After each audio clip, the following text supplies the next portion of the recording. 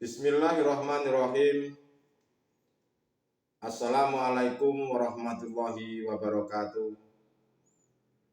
Alhamdulillahirabbil alamin. Wa bihi nasta'inu ala umuri dunya waddin. Asyhadu an la ilaha illallah wa asyhadu anna Muhammadan abduhu wa rasuluh. Allahumma sholli wa sallim wa barik alaihi wa ala alihi wa sahbihi ajmain. Rabbi shrahli sadri wa yassir li amri wahlul 'uqdatam min lisani yafqahu qawli. Shadaqallahul adzim, amma ba'du. Alhamdulillah, pada kesempatan kali ini kita masih diberikan kesempatan oleh Allah Subhanahu wa taala, kesempatan bertemu, kesempatan untuk berbagi ilmu pengetahuan, dan semoga dalam kesempatan ini walaupun lewat udara tidak menjadikan sebuah halangan apapun. Dan semoga pada hari ini Anda semua dan kita semuanya dalam keadaan sehat jasmani, lebih-lebih dalam keadaan sehat rohaninya. Untuk itu saudara-saudaraku, pada kesempatan kali ini kami akan mengangkat sebuah judul, yaitu mencapai kesempurnaan hidup seorang manusia. Nanti sebelum saya jelaskan panjang lebar, walaupun sedikit, hal ini semoga bermanfaat buat kita semuanya. Saudara-saudariku jamaah rahimakumullah dimanapun Anda berada, bahwasanya kesempurnaan hidup seorang manusia itu adalah untuk bertemu pada Allah Subhanahu wa taala dan bukan untuk tujuan ke surga. Saya ulangi lagi, bahwasanya kesempurnaan hidup manusia itu adalah untuk bertemu pada Allah dan bukan untuk tujuan ke surga. Untuk kembali dan untuk bertemu pada Allah Subhanahu wa taala dan bukan untuk tujuan surga. Walaupun bukan untuk tujuannya surga, Allah pasti menempatkan ke surga. Manakala tujuan hidupnya adalah untuk bisa kembali dan bertemu pada Allah Subhanahu wa ta'ala. Manusia itu akan salah bila hidupnya itu tujuannya untuk mencari surga. Karena tujuannya surga itu adalah makhluk. Sebetulnya yang benar itu adalah tujuannya adalah bertemu kepada sang pemilik surga. Makanya kebanyakan saudara-saudara kita ini salah paham alias gagal paham. Kenapa saya katakan seperti itu? Karena kenyataannya di lapangan banyak saudara-saudara kita, banyak manusia ini tujuannya ke surga, ingin dirinya merasa senang, ingin nanti menikmati kemewahan-kemewahan setelah meninggal dunia, ingin bidadari yang banyak, ingin pokoknya kenikmatan-kenikmatan yang sekiranya membuat hawa nafsunya itu nikmat. Nah, itulah saudara-saudaraku yang keliru. Kenapa saya katakan keliru? Karena tujuannya adalah makhluk, yaitu surga, bukan kepada sang kholik, sang pemilik surga.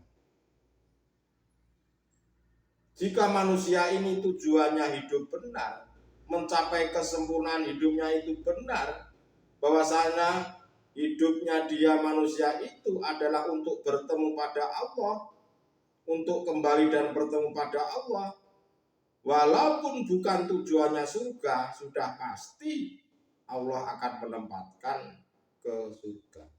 Karena yang dituju adalah yang punya surga. Siapa itu? Yaitu Allah Subhanahu wa ta'ala. Saudara-saudariku jamaah rahimakumullah dimanapun Anda berada, bahwasanya seperti halnya proses binatang kupu-kupu yang mungkin awalnya itu adalah seekor ulat, lalu menjadi kepompong, dan lalu menjadi seekor kupu-kupu. Sebelum kita ini dikubur di dalam tanah, pada waktu nanti meninggal dunia, kita dibungkus kain kafan, lalu kita seperti halnya kepompong tadi. Itu sebetulnya adalah penggambaran atau proses terlebih dahulu sebelum menjadi manusia yang sebenar-benarnya. Nah, seperti halnya dialami oleh Nabi Yunus alaihissalam pada waktu dimakan ikan paus atau ikan besar. Nah, sebetulnya manusia ini banyak mengalami beberapa macam proses. Dari proses makom orang awam, golongan mukadoroh,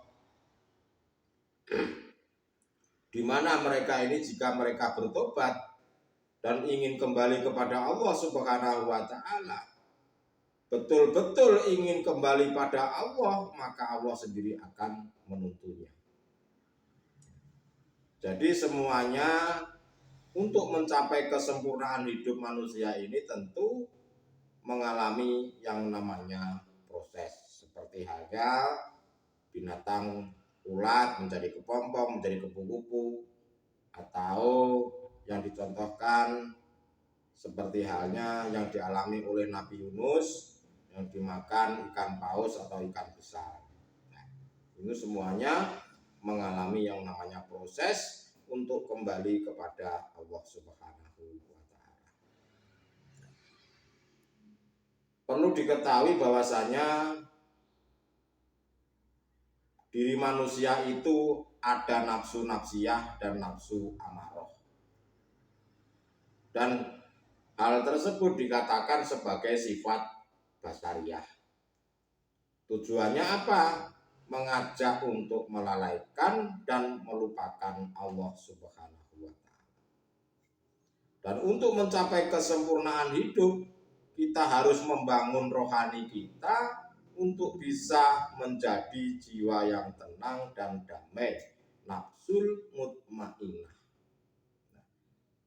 Dan untuk membangun rohani, tentu kita ini harus tahu ilmunya.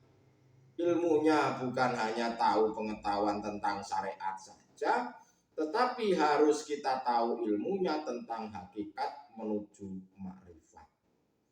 Ajaran yang membebaskan dari belenggu-belenggunya hawa nafsu. Barang siapa hati manusia ini bisa meninggalkan iman selain Allah, yaitu meninggalkan syahwatun dunia, maka dia akan menemukan sebuah kebenaran yang mutlak. Dan dia pasti dijadikan sebagai kekasih-kekasihnya Allah Subhanahu wa ta'ala. Dan untuk menjadi kekasih-kekasihnya Allah, tentu kita harus mau meluangkan waktu, bahkan kita harus menyibukkan hati untuk selalu berzikir pada Allah dalam setiap waktu, setiap detik, atau setiap saat. Apa yang dilantunkan yaitu dengan cara berzikir sirul asror, di mana zikir ini sudah tidak menyebut, sudah tidak mengucap, sudah tidak berlafaz, tetapi hanya mengimani dan merasakan bahwa segala-galanya hanyalah mutlak Allah Subhanahu wa ta'ala. Kenapa kebanyakan manusia ini tidak bisa mencapai kesempurnaan hidup? Tidak bisa mencapai kesempurnaan hidupnya. Kenapa? Karena kebanyakan manusia itu mereka selalu asik terhadap kesenangan-kesenangan duniawiah. Yang sering kami sebut adalah syahwatun dunia. Selalu mencintai tentang urusan-urusan dunia. Seperti halnya mencintai uang, mencintai harta benda, mencintai anak, suami atau istri. Hatinya itu mencintai daripada selain Allah, maka di situ tidak akan pernah mencapai kesempurnaan hidup. Mau sampai kapanpun jika kita ini masih punya iman bahwa makhluk ini yang bisa segala-galanya, bahwa makhluk itu yang memberikan manfaat atau mudarat, maka tidak akan pernah bisa mencapai kesempurnaan hidup. Untuk bisa mencapai kesempurnaan hidup manusia, diri kita harus bisa melepaskan kemakhlukan kita, harus bisa kita melebur, harus kita bisa melihat serta bertemu pada Allah Subhanahu wa Ta'ala. Tentu yang bisa membimbing itu adalah beliau-beliau, yaitu guru akhirat. Siapa guru akhirat itu? Pada hakikatnya adalah Allah Subhanahu wa Ta'ala sendiri. Jadi saudara-saudaraku, pada kesempatan kali ini kami tidak bisa banyak-banyak, yang mudah-mudahan sedikit, yang penting bermanfaat. Jadi untuk mencapai kesempurnaan hidup manusia itu adalah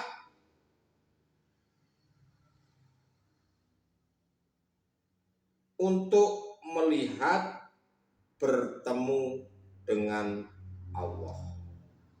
Kesempurnaan hidup pada manusia adalah untuk melihat dan bertemu terhadap hidup yang memiliki nama Allah. Di mana hidup itu? Ya di dalam dirimu sendiri, di luar dirimu sendiri, termasuk yang menguasai seluruh alam semesta ini. Itulah kesempurnaan hidup manusia. Jadi yang dikatakan insanul kamil.